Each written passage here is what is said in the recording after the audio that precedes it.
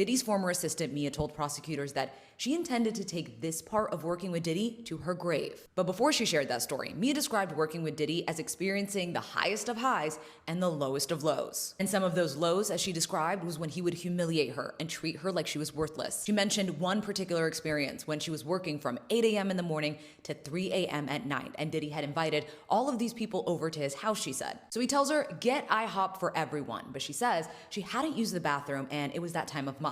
So she says she heads towards her room, and remember, at this time she's living with Diddy, and he gets upset. He says, I didn't tell you to go to your room, I said go to IHOP now. As she's going back and forth with him, he starts to get even more upset. Meanwhile, blood starts dripping down her leg, so she flat out tells him, I have to go change my tampon. And that's when he grabs a bowl of spaghetti and throws it right at her. She says he starts chasing her outside, yelling, get the F out of my house. And the next day she gets a call from HR telling her that she's been suspended without pay.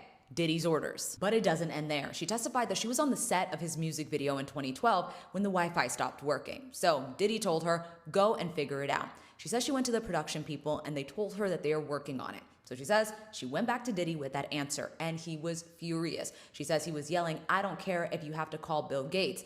And then he grabbed his laptop and threw it right at her head. She testified that he threw it hard and it got really close to her face, and that's when she realized he did intend to hit her. But she also talked about the highlights of working with Diddy. For example, he gave her a start in her dream career field by making her the director of development at Revolt Film, his production company. She says when things were good, he would say that their visions aligned and that she would be great in the role. But when things were bad, he would weaponize it and threaten to take it all away and also ruin her reputation.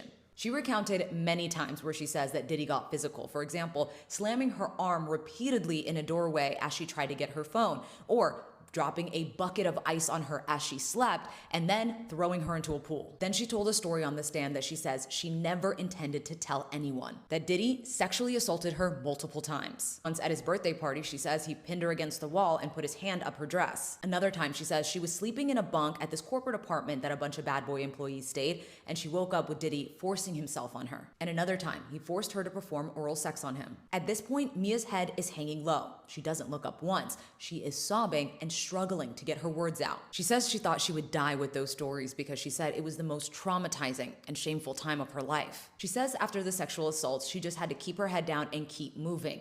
Prosecution pointing out that keep moving is a term that Diddy would use a lot. She says she was scared to tell anyone because then he would fire her and everything that she worked for would be gone overnight, and he would try to ruin her reputation. She also testified that at times Diddy would threaten to tell Cassie, who she considered a sister, that he and Mia were intimate, as if she had something to do with it. In her words, she says she was desperate, terrified, trapped. Also added,